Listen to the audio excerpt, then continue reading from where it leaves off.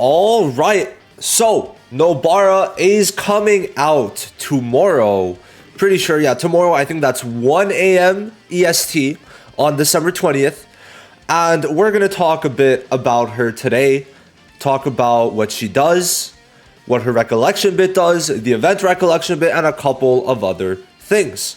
So Red Nobara was kind of teased a couple days ago for her to come out, on the 20th, because they had the official name of her banner, which was roughly translated the same as it was from JP to global. So, that is something just to note that we already knew. Now, she isn't really coming with too much, right? We got her event also. Pretty sure, yeah, story event. There we go. And I think there's nothing really too crazy about it, right? Now, we are getting another 10 tickets, which if you get Nobara, I mean, she's a red DPS. Just having a red DPS doesn't hurt you at all, right? I mean, at this point in time, it's literally Yuta, but then Itadori, I mean, no one really got Itadori. He is very good, though. But if you get Nobara from your 10 pulls that you get for free, I mean, that's not bad. I heard a lot of people for the one featuring the recollection bits and the 3 greens. Some of you guys did get lucky, which is actually really big, because especially Nanami and Itadori get massive buffs in the future, and I'm really liking Nanami, right? Now, I do want to say before we get into it though, AP packs, I've been liking this so much because on JP, I'm struggling to even keep more than like 2, bro. It's bad because there's no double drops, and the new stage 7 for the enhancement quests give as much as double drops, but we don't have AP. So it's insane, the difference. I do want to definitely say that. The one thing Global's doing right is AP, without a doubt. Now then, let's get into Nobara and all the new stuff coming out. So we are officially just one banner away from being in March's content. We finished January. In February, all we're missing is combo, which is probably going to be next. And then we're already going to be in fucking March. And that means level increase further. It's kind of crazy to think about. And March is a very short month, okay? So that means we're probably going to be in April by the time we get to January. It's kind of crazy to think about, right? It is crazy to think about. So let's pull up Nobara, then we're going to go over the paid or gacha recollection and then the free-to-play one. So when you perform... Oh, wait. Huh? When did she get buffed? When the hell did she get buffed? Was it the first set of buffs? Oh, it was the first set of buffs, I guess. I genuinely did not know that. I'm not going to lie. Okay, so let's go over this. Now then, she also works off of nails very similarly to Yellow Nobara, but a bit different. Okay, so her skill 1. Well, first of all, when she performs a Black Flash, she increases Jujutsu damage. Whoa, what'd I do? She increases Jujutsu damage by 35% and recovers own CE. Now, I don't really like this too much because Jujutsu damage, Black Flashes, you can't really do Black Flashes with Jujutsu, right? So that is a bit of a problem, unless I'm tripping. But then this went up to 45, which is it's a pretty good amount, right? But is there a certain amount of turns, or is it just permanent? Because, I'm a bit confused by this, but still, decent amount. I don't think it matters too much. Now then, skill 1. Skill 1 deals 135 ranged Jujutsu damage to the enemy, 3 hits, okay? Increases the enemy's nail count by 3, and decreases the selected enemy's Jujutsu damage by 22%, 2 turns 1 time. So my one problem is that I feel like, to me, Taijutsu lower is a lot stronger, but Jujutsu isn't exactly bad either, so I'm not really going to complain about that. That's just an extra debuff on the skill 1 alongside the nails. Now, skill 2 is an AoE that increases nail counts of everyone by 1, while increasing their damage received for 2 turns, which is actually very good. The damage is pretty mid, but since it's 5, the way you use this is you increase everyone's nail count, have that on them, and you could essentially spam this because it's 7 turns, and then, we already know how Yellow Nobara works, so we could get onto it.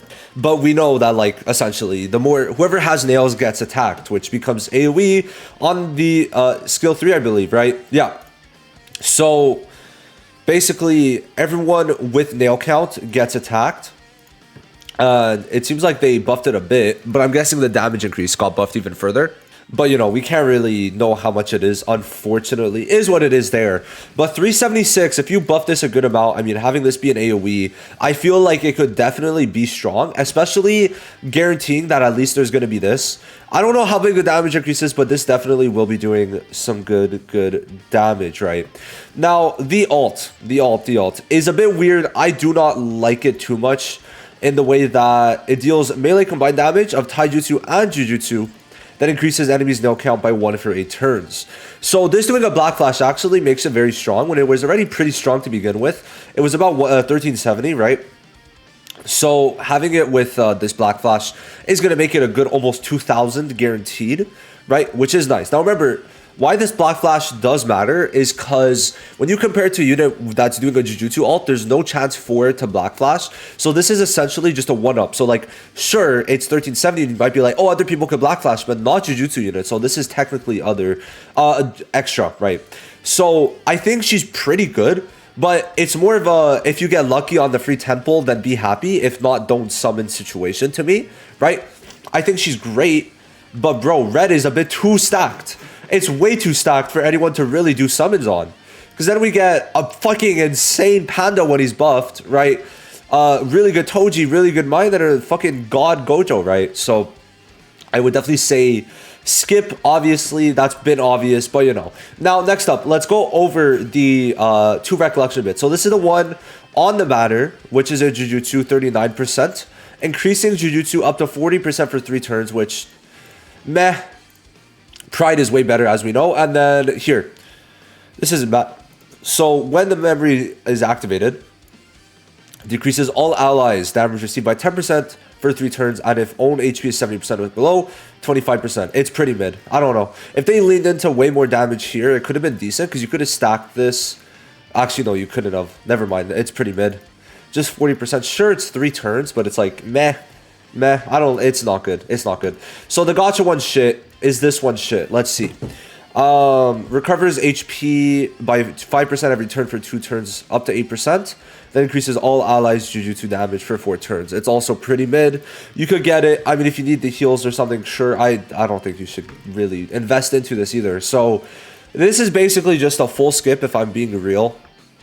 No problem against that. Now, it seems like we're also going to be getting a banner on the 23rd. And since there's like 20 free gacha chances in total, I don't know how it's going to be split up because they don't really mention it, right? The free gacha chance event is only applied to certain gachas, but we don't know how exactly that's going to work. We'll see though. But it does seem like we're going to get a banner the 23rd, right? So to me, what we should get on the 23rd... Let's see. So if we're done, we might get Kamo. Maybe.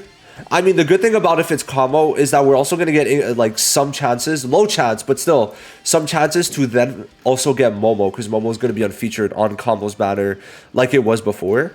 So that's definitely not going to be bad. But yeah, I wouldn't say that Nobara is a amazing unit, but definitely a cool unit for them to just release, right?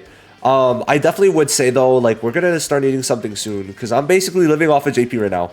I'm not gonna lie, I'm gonna finish off with this, then gonna be it. But Global is spamming so much that it's becoming too much, that it's like, in my opinion, when there's too much, sometimes it's like, I cannot be asked to do any of it, is how I see it. And if we're getting a new event today, a new event in 3 days, and they're all really like not lasting a while, and then a new event 4 days later, then another 4 days later, it's like too much, because it's like nothing new.